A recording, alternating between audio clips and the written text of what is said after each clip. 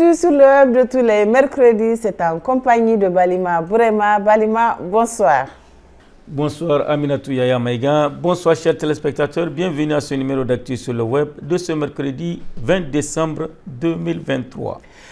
Balima, nous ouvrons ce numéro d'actu sur le web avec la visite du ministre allemand de la Défense au Niger. Berlin veut confirmer sa place au Niger selon DW.com. Oui, c'est la première visite officielle d'un ministre allemand au Niger depuis le coup d'État militaire du 26 juillet dernier qui a renversé le président Mohamed Bazoum. Une visite pour relancer la coopération entre les deux pays selon Boris Pistorius, ministre allemand de la Défense. Nous avons évoqué les questions qui nous préoccupent tous après le changement de pouvoir. La question ici est de savoir comment pourrions-nous continuer ce que nous avons fait dans le passé avec succès et sur un pied d'égalité, à savoir être présent pour les gens, a-t-il déclaré au micro de DW après une rencontre avec son homologue, le général Salifou Modi. J'ai dit au nom de la partie allemande que nous souhaitons reprendre les projets de coopération. Même après la prise de pouvoir, nous n'avons pas tout arrêté, a-t-il ajouté. Boris Pistorius a précisé que les deux parties vont poursuivre les discussions portant sur la construction prochaine d'un hôpital militaire à Niamey. Dans le domaine militaire, en revanche, les déclarations du général Salifou Modi laissent planer un doute sur le maintien d'une présence allemande. Les troupes étrangères dans notre pays, leur présence doit être définie par des textes comme dans tous les pays du monde. On ne se lève pas du jour au lendemain pour s'asseoir dans un pays avec des armes, avec des chars. Il y a des conditions, a-t-il déclaré avec fermeté.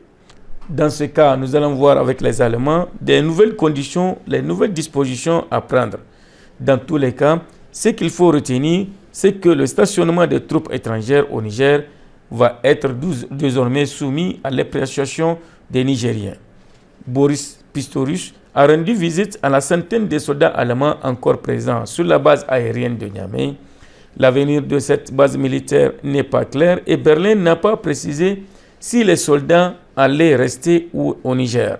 Après le départ des militaires français et face à une possible implantation russe, les États-Unis ont pour leur part décidé de rester au Niger avec notamment une présence de 1100 soldats sur la base aérienne américaine d'Agadez.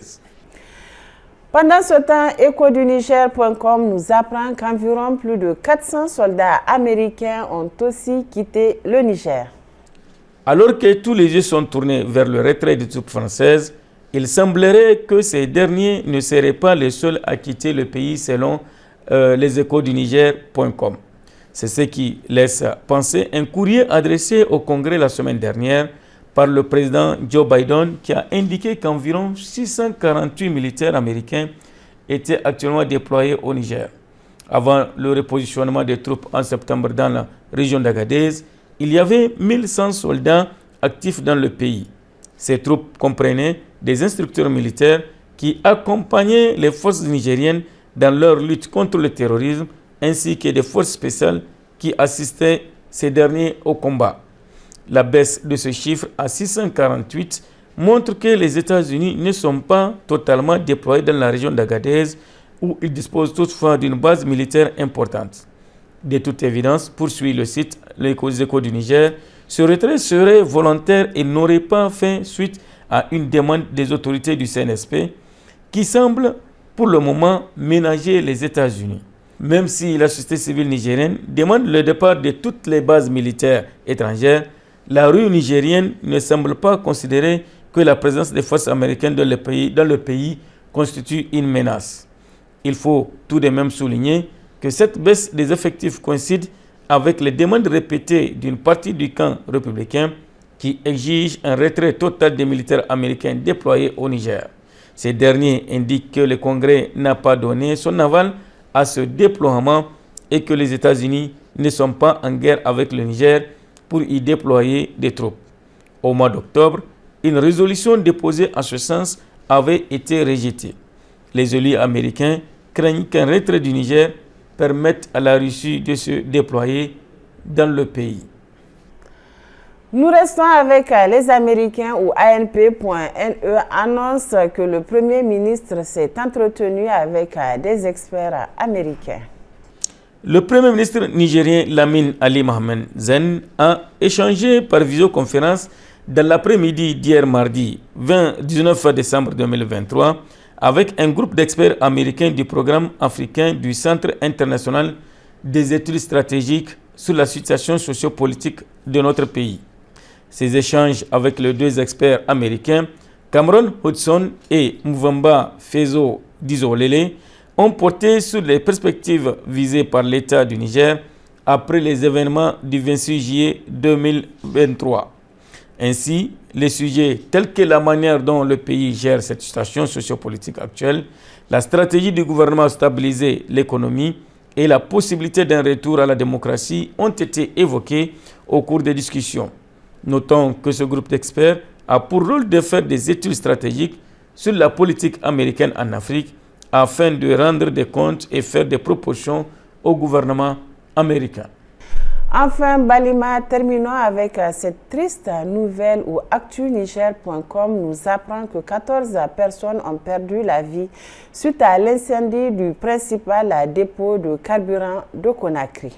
Oui, selon les sources locales et les informations confirmées par les autorités, c'est aux environs de minuit, dans la nuit du lundi au dimanche, que l'incendie s'est déclaré au niveau du principal dépôt de carburant du pays, situé dans le quartier de Kaloum, dans la capitale Conakry.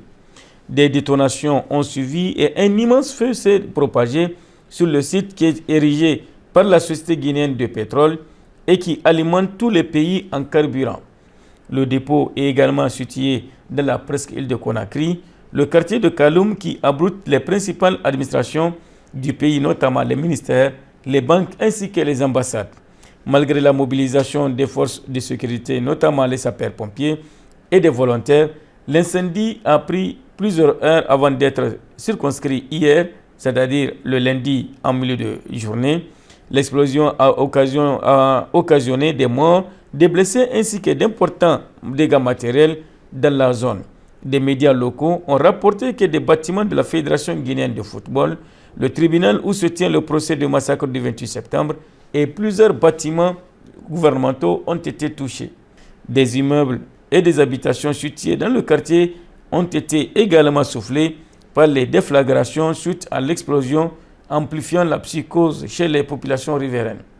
Le bilan provisoire à mi-journée fait état de dépôt de 13 corps sans vie dans des structures sanitaires et de 178 blessés de nationalité guinéenne et étrangère, a annoncé le lundi dernier en milieu de journée le gouvernement dans un communiqué.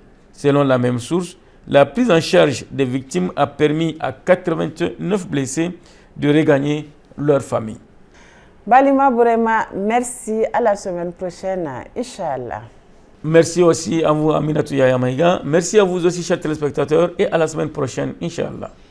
Merci également à vous de nous avoir suivis. Ici se referme cette édition d'information. Excellente soirée en compagnie de nos programmes. Bonsoir.